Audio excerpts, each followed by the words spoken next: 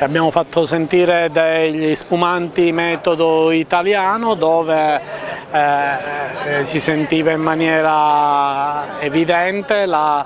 natura del frutto da cui proveniva, con i caratteri del vino giovane, fresco, fruttato, estremamente piacevole, facile da bere, da consumare, da poter abbinare